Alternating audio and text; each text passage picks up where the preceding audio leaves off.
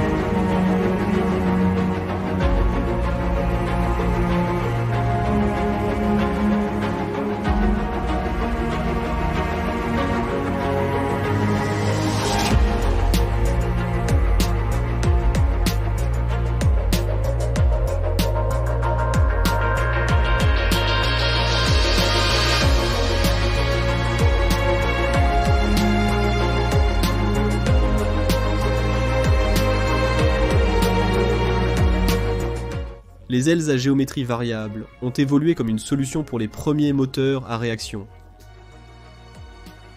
Dès la Seconde Guerre mondiale, des expériences ont été menées avec des ailes qui pouvaient changer leur géométrie au sol, comme le Messerschmitt P 1101.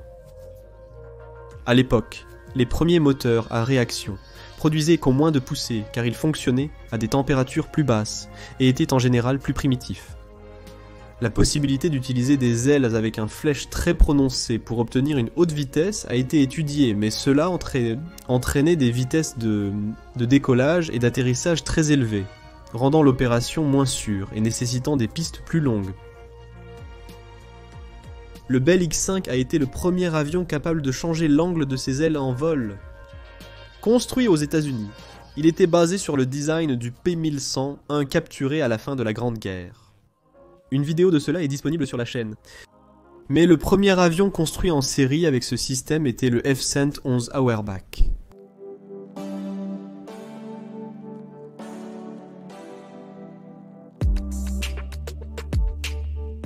Le célèbre F-14 Tomcat en est dérivé, héritant des ailes à géométrie variable.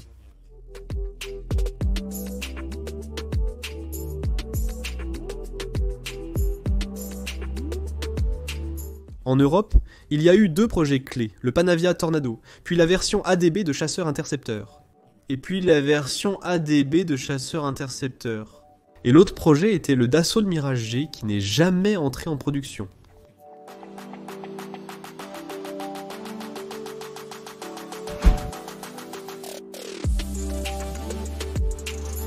« 50 Union des républiques socialistes soviétiques a conçu plusieurs avions à géométrie variable remarquables.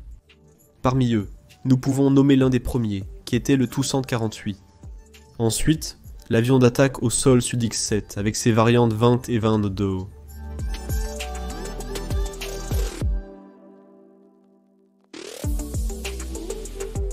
Le MiG-23, et son dérivé d'attaque au sol MiG-27.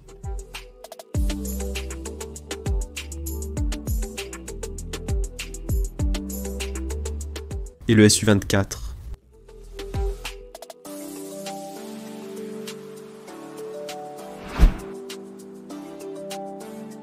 Le principal avantage est qu'ils peuvent utiliser cette aile à effilochage variable pour trouver l'angle optimal de l'aile pour une vitesse donnée. Avec les ailes en flèche à angle réduit, c'est-à-dire les ailes déployées, on peut transporter plus de charge et l'avion décollera et atterrira sur des distances plus courtes. Il sera également plus manœuvrable à basse vitesse. L'avantage de la configuration en flèche maximale est qu'elle augmente sa manœuvrabilité et son économie de carburant à basse altitude, augmentant sa manœuvrabilité et son économie de carburant à haute vitesse. Ce sont de grands avantages pour les avions de combat. Alors, pourquoi les nouveaux designs ne sont-ils pas utilisés actuellement ? C'est que ces systèmes présentent un grand inconvénient, le poids et la complexité nécessaires pour faire fonctionner ce mécanisme, qui contrebalance les avantages.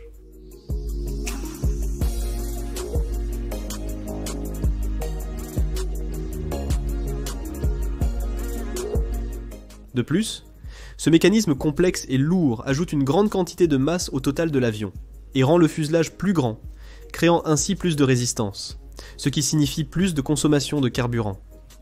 En outre, il est évident que l'espace où se trouve ce mécanisme pourrait être utilisé pour ajouter plus de réservoirs de carburant.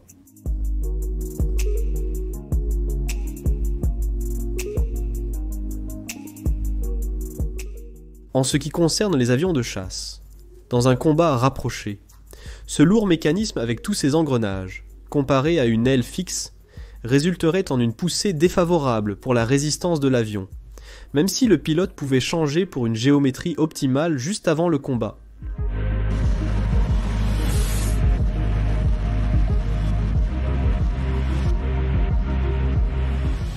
Changer la géométrie des ailes pendant un combat aérien serait un grand risque, car cela entraînerait sûrement une perte d'énergie, ce qui est la dernière chose que l'on souhaite dans ces situations.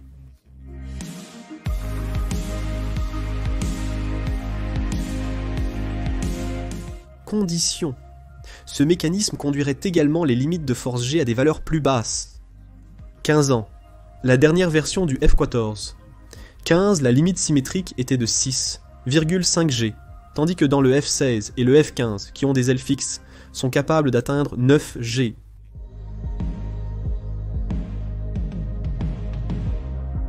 Les moteurs à réaction sont devenus beaucoup plus puissants que leurs homologues des années 60 et 70, ce qui permet des rapports poussée-poids beaucoup plus élevés. Pour cette raison, des distances de décollage et d'atterrissage plus courtes peuvent être atteintes. Ce facteur annule presque complètement le principal avantage de l'aile à géométrie variable, à savoir une plus grande efficacité à basse vitesse. Plus un système est complexe, plus le risque d'échec est grand. Lorsque la marine des États-Unis a choisi de retirer le F-14 en faveur du FA-18, l'une des principales raisons était le terriblement désastreux rapport entre le temps de vol et l'entretien.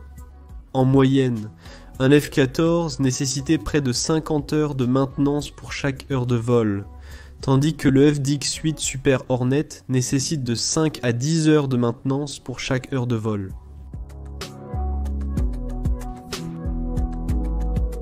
Ce système comporte d'autres failles. Il est arrivé à certaines occasions qu'un côté du mécanisme ou sa boîte d'engrenage fonctionne incorrectement, laissant le côté opposé dans une configuration asymétrique de l'aile. Bien que l'aéronef puisse voler dans une telle situation et atterrir avec une certaine difficulté, cela nous montre clairement un point critique à considérer, car le feu ennemi pourrait se produire. Notez aussi à quel point le mécanisme est complexe dans le feu ennemi. Notez également à quel point le mécanisme pour déplacer les pylônes de charge à l'air sur des avions comme le Panavia Tornado, le F-111, le Su-24 ou les MiG-23 et 27 était complexe. Ces pylônes se déplacent pour ne pas perdre leur front aérodynamique. Mille est dans d'autres conceptions, comme le F-14, le Su-17 ou le Tu-22-1003, dans la section fixe des racines à l'air. C'est curieux dans la section fixe des racines à l'air. C'est curieux le cas de l'Lady 1, un prototype de la National Aeronautics and Space Administration, pour étudier l'utilisation de l'aile pivotante, capable de changer sa géométrie, en faisant pivoter une aile unique entre 0 et 60 degrés pendant le vol. On supposait que cela pourrait être une bonne idée pour des avions de transport plus grands, mais comme auparavant, il a rencontré de nombreux problèmes mécaniques et aérodynamiques.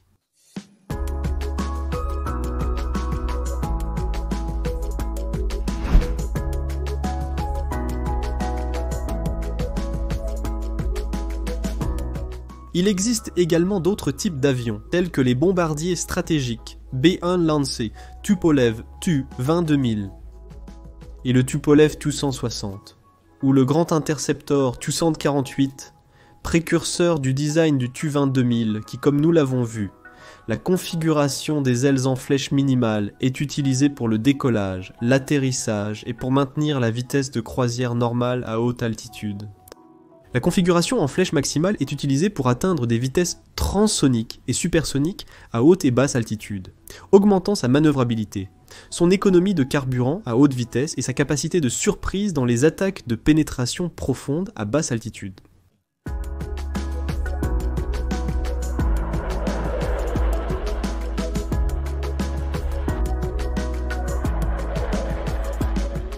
Pour conclure, les inconvénients l'emportent sur les avantages lorsqu'il s'agit d'ailes à géométrie variable.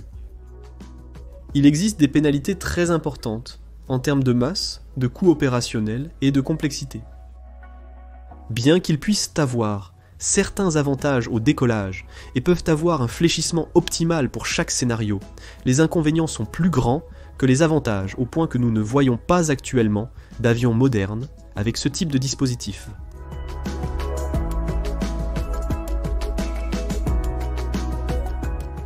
Merci d'avoir regardé. J'espère que cette explication technique vous a plu. Pour soutenir financièrement la chaîne, utilisez Patreon, PayPal ou Mercado Pago. À bientôt, je suis Marcos, et ceci est le monde de l'aviation.